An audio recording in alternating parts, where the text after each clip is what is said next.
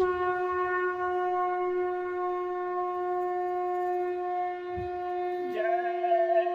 गुरुदेव। जय गुरुदेव। जय गुरुदेव। जय गुरुदेव। आओ गुरु दरबार री, मेरी प्यारी सुरतिया। आओ गुरु दरबार री, मेरी प्यारी सुरतिया। आओ गुरु दरबार री, मेरी प्यारी सुरतिया। आओ गुरु दरबार री, मेरी प्यारी सुरतिया। जगत अगीन में क्यों तू जलती, जगत अगीन में क्यों तू जलती। नहाओ शीतल धार री, मेरी प्यारी सुरतिया।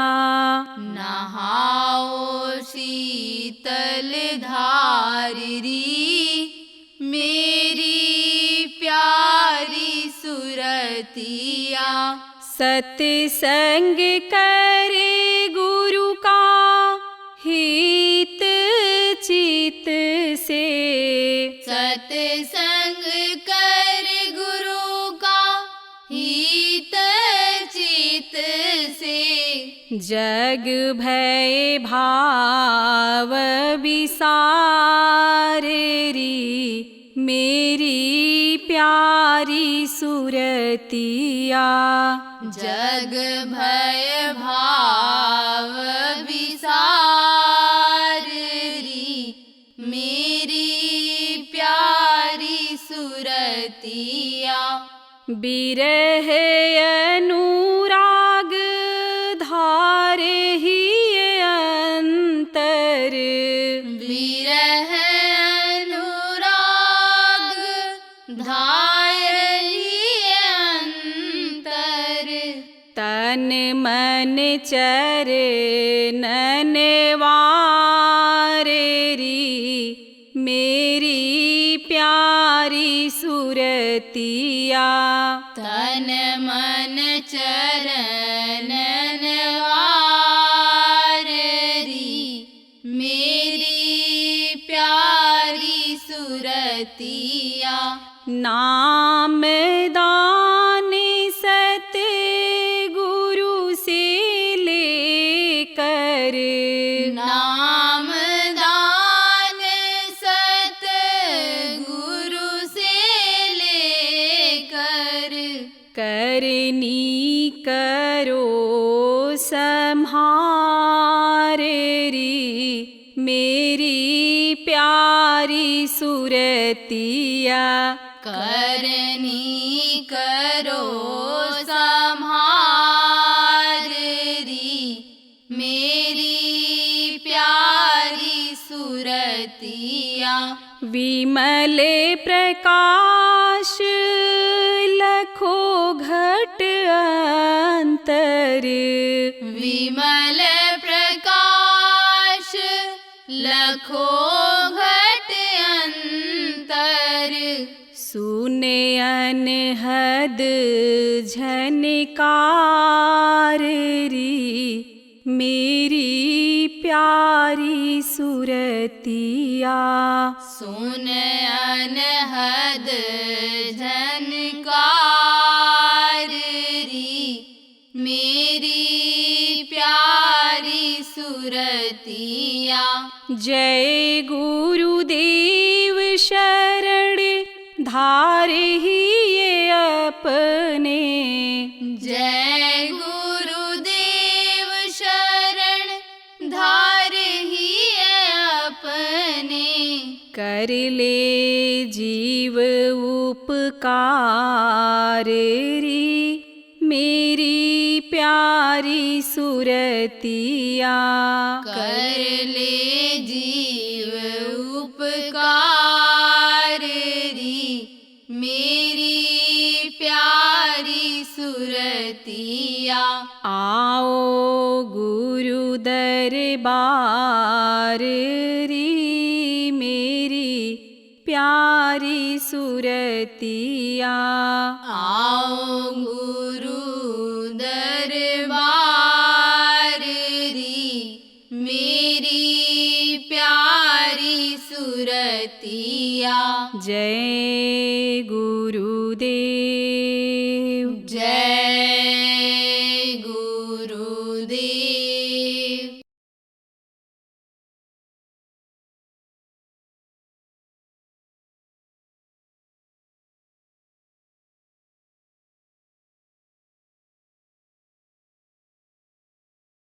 एक जमींदार था, काफी जमीनें थी, उसकी दुकानें भी थी, मेहनत ईमानदारी की कमाई करता था, धार्मिक विचारधारा का था,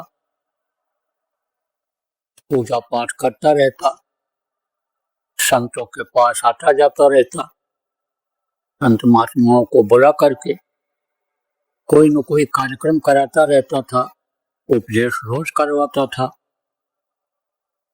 तो उसका फल उसको मिल जाता था। जो भी खर्चा वो करता था उसका कई गुना आ जाता था, क्योंकि कहा गया है कि लक्ष्मी कमाई नहीं जाती है, लक्ष्मी आकर के बैठ जाती है और फिर वो खिसकती नहीं है। और स्वामी जी महाराज ने भी कहा है, जिम सकता सागर मा जाही, यद्यपि ताहि कामना नाही, तिम सुख संपत्ति बिन ही बुलाए, धर्मशील पंजाय सुहाए। जैसे नदी समुद्र में जाती है, उसकी कोई कामना नहीं होती, इच्छा नहीं होती है, लेकिन वो उसमें विलीन हो जाती है। ऐसे लक्ष्मी तो धार्मिक होते हैं, उनके पास अपने आप आ जाती हैं। वो ये नहीं कहती हमको पूजें या पूछें ये, या हमारी गाथा गाँवें, महत्व बतावें। धार्मिक होने के नाते लक्ष्मी जिसको रुपया पैसा कहा गया है वो अपने आप आ जाती है। अब जो उसको समझ जाता है कि अच्छे काम में लगाने से ये बढ़ेंगी, और नहीं तो लक्ष्मी का यह सिद्धांत है कि खावत खर्चत मुक्त दे और संचित नरक द्वार। माया छाया एक तिबेला जाने कोय, भगता के पीछे तेरे सन्मुख भागे सोए। ये चीजें जो लिखी हुई हैं ये गलत नहीं हो सकती, तो लक्ष्मी वहां ठहर जाती हैं, रुक जाती हैं। धार्मिक होता है तो धन उसका बढ़ता चला गया, और धन खर्चा करता था, धार्मिक था, तो उसको लोग सम्मान इज्जत भी देते थे। देखो इस समय भी देश की पूजा होती है, देश उसको कहते हैं, कपड़े को पता चल जाता है। किसका पता चल जाता है? कि इसके रक्षक हैं, इसके मददगार हैं, इनका सहारा है, या बेसहारा नहीं है। किसका पता चल जाता है? जो सुहागिन औरत होती है। उस सुहागिन औरत की क्या पहचान है? उसके पति हैं, इसका क्या पहचान है? वो सिंदूर लगाती है, यहाँ हिंदी लगाती है, यहाँ इस जगह। कहाँ पर? यहाँ ये जीवात्मा बैठी हुई है, इन्हीं दोनों आंखों के बीच में। यहाँ अभी कोई शुभ काम में बेरवा चली जाती है तो कहते हैं अशुभ हो गया, आज ये समय ऐसा है, और सुहागिन हो तो आके बुला के बैठाते हैं। कुछ देखो शुभ काम हिंदू धर्म में विधवा नहीं कर सकती, सुहागिन ही करती हैं, जिनके पति होते हैं। तो उसकी पहचान होती है। आप समझो प्रेमियों की इज्जत होती है इसी तरह से। बहुत से लोग की का चंदन लगाते हैं, उससे उनकी पहचान हो जाती है। उससे उनकी पहचान हो जाती है कि भाई ये धार्मिक हैं, ये किसी न किसी देवी देवता के उपासक हैं। जैसे आपके प्रेम में पहचान हो जाती है, गुलाबी कपड़ा पहनते हो, आप टोपी उसी तरह की लगाते हो जिस पर जय गुरुदेव लिखा हुआ है, कानटोपा लगाते हो जय गुरुदेव लिखा हुआ है, तो आपका सम्मान बढ़ता है कि नहीं बढ़ता है? आपका देखो प्रेम में खान पान चाल चलन इसीलिए तो सुधारा गया, और सुधारने के लिए इसीलिए कहा जा रहा है कि आपका सम्मान बढ़ जाएगा, इज्जत बढ़ जाएगी। गुरु महाराज ने टाट पहनाया था, हम लोगों ने भी पहना था। वो तो जब नामदान देने को हुआ और गुरु का हुक्म हो गया कि उतार दो, तब उतारा, जैसा बताया वैसा लपेटा पहना। नहीं, हम भी पहनते थे। तो गुरु महाराज ने कहा कि तुम लोग तो जय गुरुदेव हो गए और हम बाबा जी ही रह गए। तो उस समय क्या था, शादी ब्याह में कहीं भी चला जाए तो उसी को लोग देखते थे, टाट वाले को। दूल्हा को कोई नहीं देखता, दुल्हन को कोई नहीं देखता था, टाटे वाले देखते थे और बुला करके बैठाते थे। कहते थे भाई जय गुरुदेव बताओ बाबा जी कहाँ हैं, बाबा जी कहाँ हैं, जय गुरुदेव बताओ। तो गुरु महाराज खुद कहते थे कि हम तो बाबा जी रह गए, तुम जय गुरुदेव हो गए। इतना सम्मान बढ़ गया। तो सम्मान बढ़ता है तो सेठ का सम्मान था, इज्जत थी उसकी। अब देखो समय सबका आता है जाने का दुनिया संसार से। तो जो गृहस्थी में रहता है, गृहस्थी के बारे में अपने सोचता है, जैसे कोई मिशन कोई चलाता है और जब बुढ़ा होने लगता है तो दूसरों को सिखाता है कि भाई ये हमारा मिशन चलता रहे। तमाम देखो पंथ जो बने हुए हैं वो इसी आधार पर बने हुए हैं, किसी न किसी को नियुक्त करके वो गए हैं, काम सौंप करके गए हैं, सिखा करके गए हैं। तो चिंता रहती, फिक्र रहती है। गृहस्थ को किसकी फिक्र रहती है? अपने बच्चों की फिक्र रहती है, परिवार की फिक्र रहती है। तो सेठ का जब बुढ़ापा आया तो सोचा भाई अब तो हाथ पैर ढीले हो गए, अब तो ये बाल पकने लग गया, झुर्रियां चेहरा पड़ने लग गई, अब इसके लक्षण बुढ़ापा के दिखाई पड़ने लग गए और एक समय ऐसा आएगा कि शरीर छोड़ना पड़ेगा। तो लाओ बच्चे के लिए कुछ कर रहे हैं। तो धार्मिक भावना का तो था ही, उसने एक मंदिर बनवाया। मंदिर में लोग जाने लगे पूजा पाठ करने के लिए। लोगों की श्रद्धा और बढ़ी, भाई हमारे लिए भी स्थान बना दिया। अभी तक तो सेठ अपने ही दरवाजे पर, अपने यहाँ बनाए हुए स्थान पर पूजा पाठ करवाता था। लोग भी कभी जाते खुद करता, वहीं प्रवचन होता रहता था, जो आते थे। अब तो मंदिर में ही होगा, सबको फायदा मिलेगा। खुश हो गए लोग। तो उसने एक ताम्र पत्र लिखवाया, कागज होता नहीं था उसमें, तो तांबे के पत्तल पर खुदाई करवा देते थे, लिखाई। तो वो न तो सड़ता था न जलता था, न पानी में वो खराब होता था जैसे ये स्याही खराब हो जाती है, कागज गल जाता, ये सब था नहीं उस समय। तो एक ताम्र पत्र पर लिखवा करके दे दिया लड़के को और कहा देख तेरी हालत खराब हो कभी तो तू धन को खोद लेना, ऐसे ताम्र पत्र के आधार पर खोद लेना और दे करके, और बस कुछ ही समय में जब तक वो पूछे समझे तब तक किसी उस समय धन की कोई कमी थी नहीं। तो जैसे इस समय पर किसी के पास बहुत धन हो जाए तो सोचता है जाएगा नहीं, हमारे कितनी कमी होगी। अब तो दारू पिया ये सोचने लगे जो दारू पीता है कि उस समय तो मांग मांग करके पीते थे, और अब तो हम पिलाने लग गए, हमारे पास ज्यादा धन हो गया। पहले 400 रुपए बोतल पीते थे, 4000 रुपए बोतल पिए तो भी कम होने वाला नहीं है। लेकिन यह नहीं जानते हैं, गलत जगह पर जब पैसा जाने लग जाता है, हिंसा हत्या में लगने लग जाता है, तभी लक्ष्मी खिसक जाती है, पैसा नहीं रह जाता, धन की कमी हो जाती है। तो लड़का तो यही सोच रहा था, ये धन हमारे पास इतना है, ये कम होगा ही नहीं, ये कारोबार भी हमारा चलता रहेगा, हमारे बच्चे दर बच्चे यानी पोता 3 पोस्ट खाएंगे इसको। लेकिन धन तो बाढ़ के पानी की तरह से होता है, आता दिखाई पड़ता है, भरता दिखाई पड़ता है पानी, लेकिन खिसकता दिखाई पड़ता है। भरने में 8 घंटा लगेगा और बाढ़ के खिसकने में 1 घंटा भी नहीं लगता, एकदम चला जाता है पानी। ऐसे ही धन खत्म हो जाता है।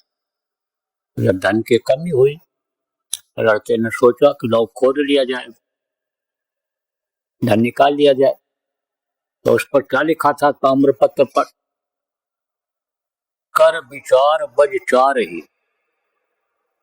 और नैनन निरख निहार, और शिवालय के शिखर पर माल गड़ो है सार। तो उसने किसी जानकार से पूछा नहीं और खुद ही अकल लगा लिया, समझ में जो आया वही, उसी के आधार पर मंदिर के गुंबद को तोड़ दिया। शिखर किसको कहते हैं?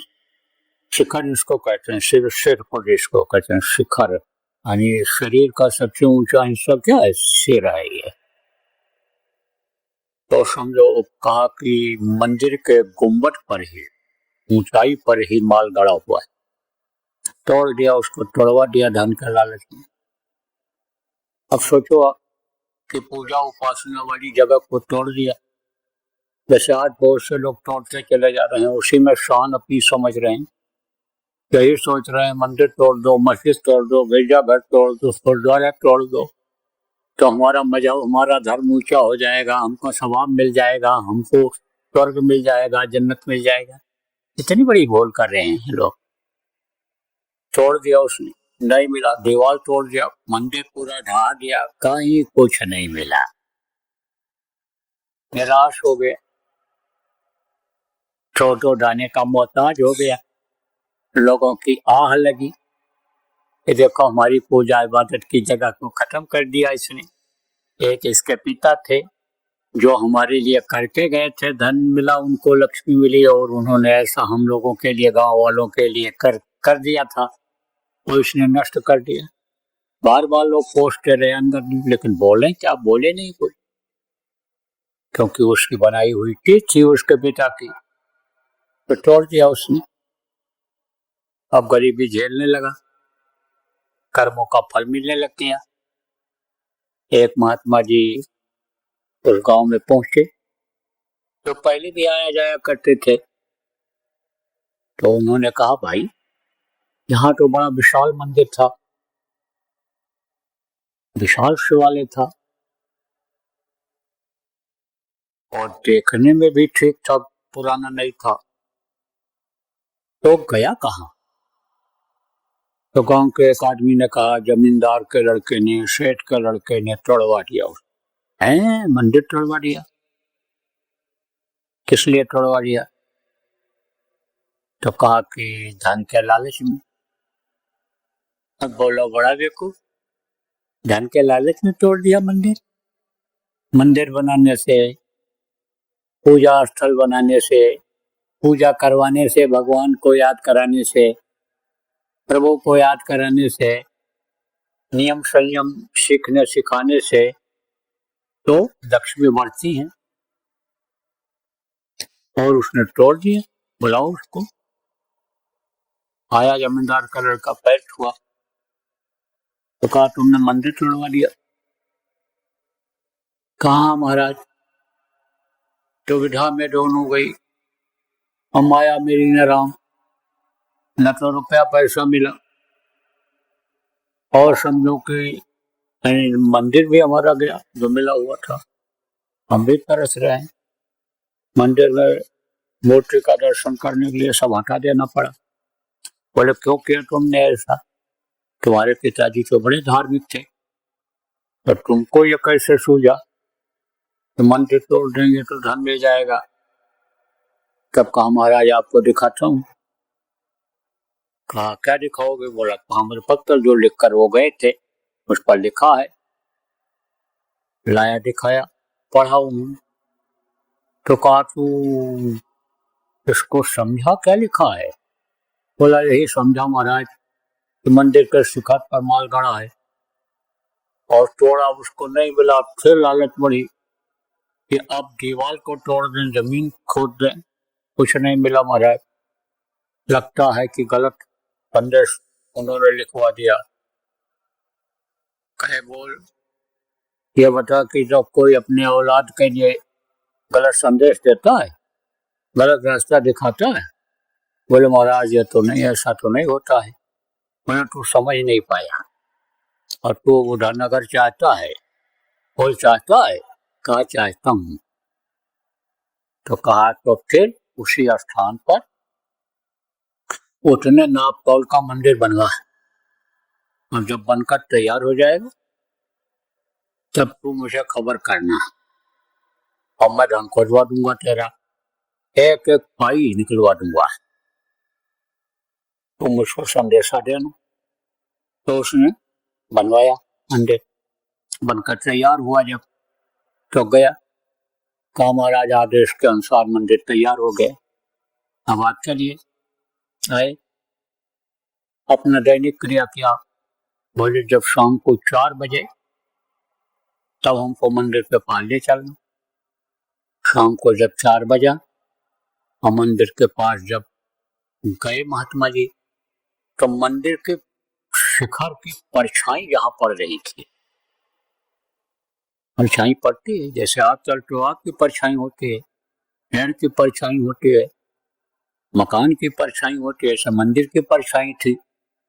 तो कहा जहां ये परछाई पड़ती है देखा, कहा इस जगह पर खोद, और जमीन को खोदा, बहुत सारा माल मिला, बहुत सारा माल मिल गया।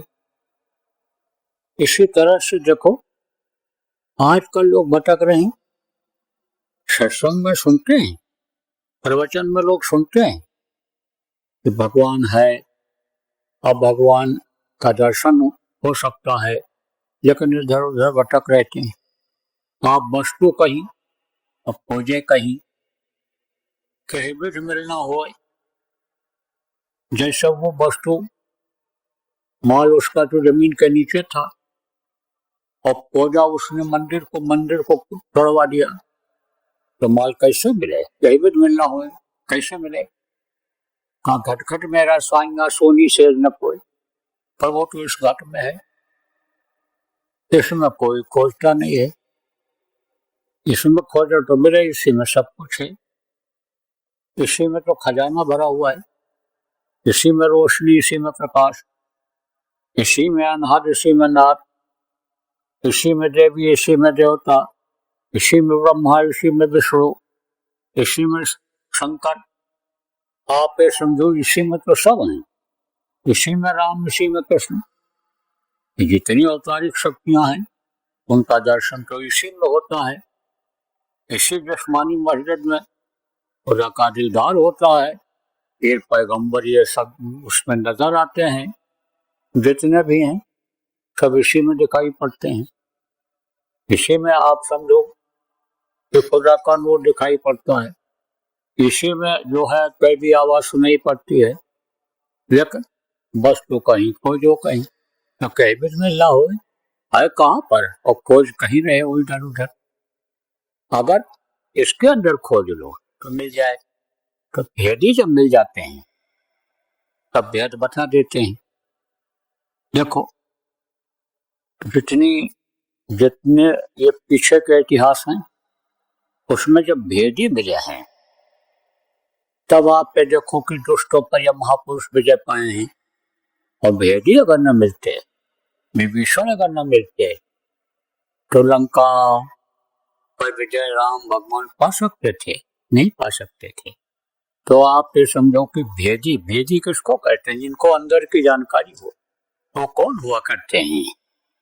वो प्रेमियों हमारे आपके कुछ लोगों के जो ये गुरु महाराज हैं, ये गुरु हुआ करते हैं।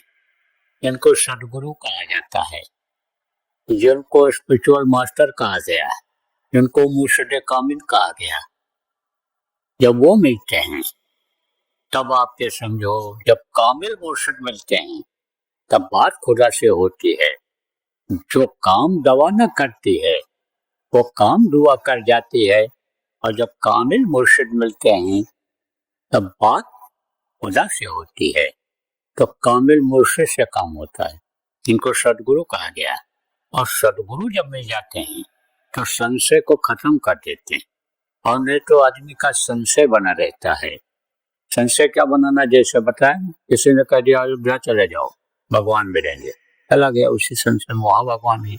किसी ने कह दिया वहाँ काशी चले जाओ, वहाँ चले गए। फिर चले जाओ हरिद्वार, वहाँ चले गए। बद्रिकाश्रम चले जाओ, वहाँ मिलेंगे।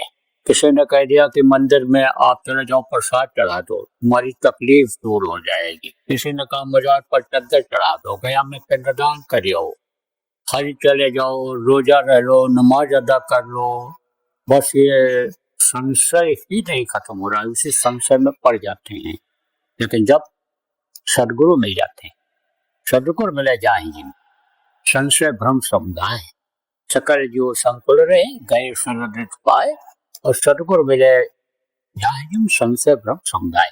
तो जब सदगुरु मिल जाए, समर्थ गुरु मिल जाए, तब प्रेमियों संशय को खत्म करके बस जो वो कहें उसको करना चाहिए। तो आप लोगों को नामदान मिला, तो आपके कुछ लोगों को गुरु महाराज से मिला, उनके जाने के बाद दिया गया। तो आप लोग संशय किसी बात का मत करो, संशय को खत्म करके और इसी में लगाओ, एक यही काम कर ले जाओ। तो आप ये समझो कि जो वो गुप्त धन है, जिस धन से ये दुनिया का सारा धन खरीदा जा सकता है, वो आपको मिल सकता है। आप समझो ये पक्की बात है, कच्ची बात नहीं है।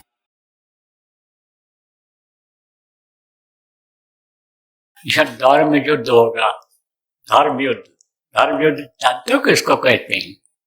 बहुत से लोग धर्म के नाम पर ही रोटी खाते हैं, बहुत से लोग धर्म के नाम पर ही रोटी सेकते हैं, बहुत से लोग धर्म के नाम पर ही नाम कमाने की कोशिश कर रहे हैं कि हमारा नाम जल्दी उजागर हो जाएगा, मीडिया में पेपर में आ जाएगा, लोग जान जाएंगे कि ये कट्टर हिंदूवादी हैं, ये कट्टर मुसलमानवादी हैं, ये कट्टर यहूदीवादी हैं, ये कट्टर जो है ये यानी समझो कि सिखवादी हैं। इसलिए लोग लगे हुए हैं। तो अब आप इस बात को समझो कि ये जो धर्म गुरु कहलाते हैं, ये लोग अगर अभी सुधार ले आवें तो बहुत बड़ा सुधार जनता में हो सकता है। एक जगह बैठ करके और कितने लोगों को ये मरवा देते हैं उन्माद में। तो प्रेमियों, उन्माद में मत आना, क्योंकि आप तो हर जाति मजहब के लोग यहाँ पर आते हो। सबकी बात एक साथ कह रहा हूँ, उन्माद में आप मत आना, किसी के बहकावे में आप मत आना। जो भी कदम रखना धर्म के मामले में सोच समझ करके रखना। और अगर आपके अंदर एक धर्म आ जाएगा, मानव धर्म आ जाएगा। मानव धर्म क्या है? सत्य और अहिंसा, सेवा और परोपकार। जय गुरुदेव। सरकारी व गैर सरकारी अनुदान के लिए बिना सत्संगियों के सहयोग द्वारा जनहित के कार्यों में लगी हुई बाबा जय गुरुदेव धर्म विकास संस्था का मुख्यालय पिंगलेश्वर रेलवे स्टेशन के सामने मक्सी रोड, उज्जैन, मध्य प्रदेश में है। यहाँ पर सत्संग व नामदान का कार्यक्रम होता रहता है। अतः आप श्रोताओं से अनुरोध है कि बाबा उमाकांत जी महाराज के आश्रम उज्जैन एक बार परिवार सहित जरूर पधारिएगा। आपके सुझाव के लिए व्हाट्सएप नंबर 9575600700 जय गुरुदेव, जय गुरुदेव।